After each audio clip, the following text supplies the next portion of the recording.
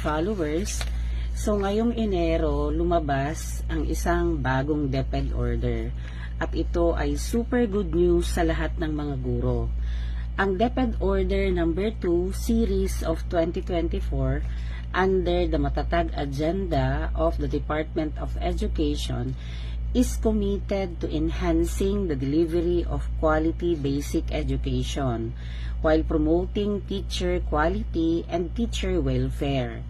In this regard, the department issues the enclosed guidelines on the immediate removal of administrative tasks for public school teachers. Actually, implemented na po ito kasi nung January, nung lumabas ang DepEd order, ay sinabi doon or nakasaad doon na kailangan within 60 days ay fully implemented na po ito sa lahat ng mga eskwelahan sa buong bansa. So, ang rationale nito, the Department of Education believes that quality education relies on having dedicated and effective teachers. To ensure this, it's crucial to support or create a very supportive work environment that prioritizes teachers' well-being, including protecting their workload and hours. So pag sinabi nating workload and hours, yung oras ng kanilang pagtuturo. So studies show that teachers are burdened with extra tasks, distracting from teaching.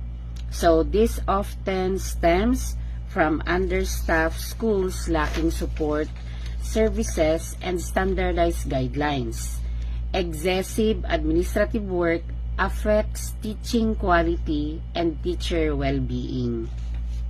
So, the department aims to alleviate this burden by removing administrative tasks, allowing teachers to focus on classroom teaching and effectively facilitate learning.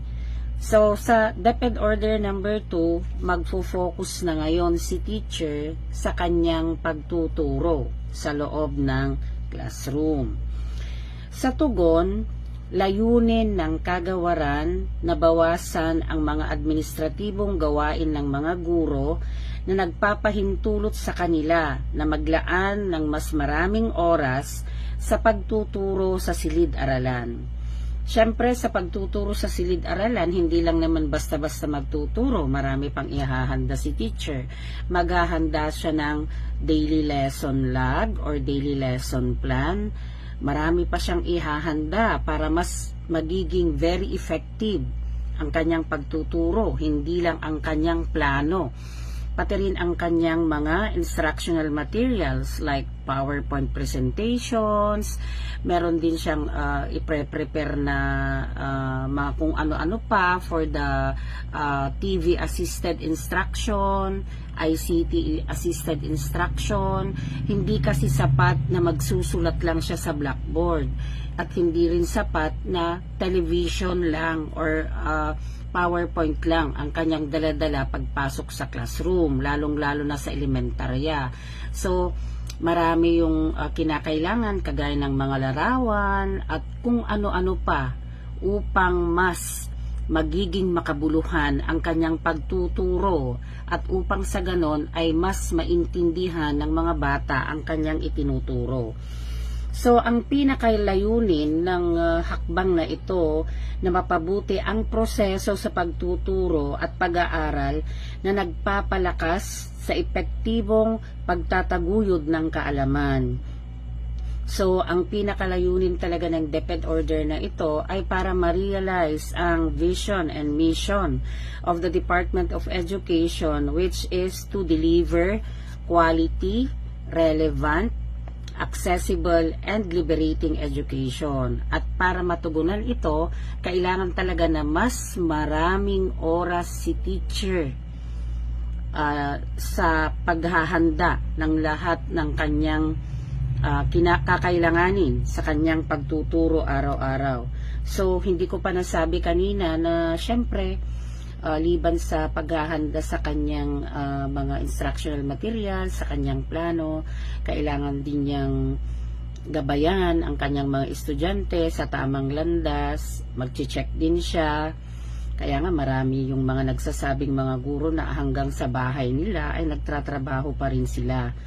Okay, so sa pamamagitan ng pagsuporta sa mga guro sa ganitong paraan, layunin ng kagawaran o ang Department of Education na mapabuti ang kanilang kapakanan at sa bandang huli, mapabuti ang kalidad ng edukasyon para sa mag-aaral sa buong Pilipinas. Siyempre pa, kung mas maraming oras si teacher sa pagpre-prepare sa kanyang kakailanganin, sa kanyang pagtuturo sa loob ng classroom, talagang mas mapapabuti niya ito at mas magagalingan niya ang pagtuturo at mas gagaling din ang batang Pilipino. Okay? So, ang DepEd order na ito ay nagbibigay ng mga gabay sa agarang pagtanggal ng mga gawain sa administrasyon ng mga guro sa pampublikong paaralan. Ito ay saklaw ng lahat ng guro na nagtuturo sa elementarya at sekundarya sa pampublikong paaralan, maging sila ay permanenteng teacher, provisional teacher, o pumalit sa regular na teacher. Ang patakaran ay papatupad sa lahat ng antas sa pamamahala sa kagawaran ng edukasyon, kabilang ang mga paaralan, division, regional na tatanggapin at opisina ng sentral. Okay, so ang DepEd order na ito ay hindi lamang para sa mga permanenting teachers, kahit na substitute, local school board teacher, or kahit na pansamantalang teacher lang sa loob ng eskwelahan, ay talagang mai-enjoy niya rin ang mga benefits ng DepEd order na ito. So, para mas magiging malinaw ang laman ng ating DepEd order, kailangang mag-unlock tayo ng mga terms. So, ating i-define ang mga terms. Ano nga ba ang sinasabing administrative task? Administrative tasks refer to tasks related to the effective and efficient operations of schools or programs, projects, and services which are not directly related to teaching and academic learning. This shall be performed by the school heads, principals, and non-teaching personnel. Sino-sino at ano-ano nga ba yung mga non-teaching personnel na available sa mga schools? Meron tayong administrative assistant, meron din tayong job orders, at meron din tayong administrative officers. And syempre, may mga COS na rin na kahahire lang para sa mga walang permanente na administrative officer. So, ang administrative task ay tumutukoy sa mga gawain na may kinalaman sa epektibong at mabisang operasyon ng mga paaralan o mga programa, proyekto at mga serbisyo na hindi direktang nauugnay sa pagtuturo at akademikong pag-aaral. Ang mga gawain na ito ay dapat isagawa ng mga punong guro at hindi guro na kawani.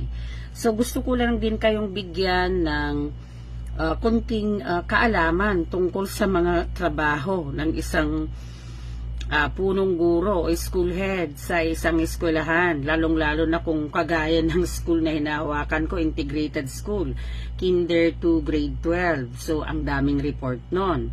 Iba ang report sa elementary, iba ang report sa junior high school, iba pa ang report na ipre-prepare sa senior high school. And their followers and syempre, mga kaibigan natin dyan, talagang kulang ang isang araw para isagawa ang mga bagay-bagay na dapat na isubmit hindi lamang sa division office, regional office, syempre sa central office. Kinakailangan din po kasi na mag-mentor tayo, mag-coach tayo, at syempre pa, inuumpisan natin ito sa pamamagitan ng pag-o-observe. Meron po tayong mga class observations. At syempre, kung marami kang guro, mas marami kang gugugulin na oras sa pag-o-observe. And syempre, kung mas malaki ang eskwelahan, mas marami din ang reports na kinakailangan. At hindi lang yun. Kasi marami talagang mga pagpupulong, mga pagplaplano upang ang eskwelahan ay talagang ganap na matagumpay. Kaya bawat minuto na binabayaran ng gobyerno sa atin ay talaga namang pinagtatrabahuan natin ng lubos. Sino naman ang mga school heads na tinatawag? Okay. It refers to persons responsible for the administrative and instructional supervision of the school or cluster of schools as provided for in Republic Act Number 9155. For the purpose of this policy, a duly designated teacher in charge is considered as a school head. So, ipapaliwanag ko lang. So, punong guro, principal, teacher in charge, head teacher in charge, pare-parehas lang po na school head yon. As long na hinahawakan nilang ang buong eskwelahan, ito man ay sa elementarya, sekundarya, senior high school, or integrated schools.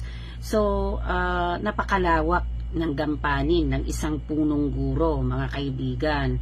Kasi hindi lang sa school community, hindi lang niya ginagabayan ang mga mag-aaral, ang mga guro, ang mga magulang, kundi ang buong stakeholders, at kailangan din niyang magkaroon ng very strong partnership with all the stakeholders, starting from the barangay where the school is situated, the town or the city, and the province, or even the karatig bayan, or kung ano-ano pa. Hindi lang nakafocus ang stakeholders sa barangay o sa bayan o sa city o sa probinsya na kung saan nandun ang eskwelahan. Pwedeng makipag-partner ang isang school head sa buong Pilipinas kung merong mga gustong mga stakeholders na nasa malayo, kahit po sa ibang bansa, pwede. So,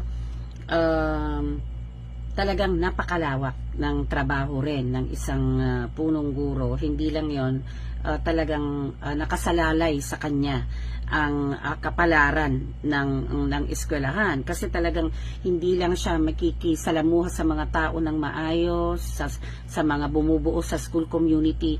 Kailangang i-assure niya rin na ang instruction ay talagang quality.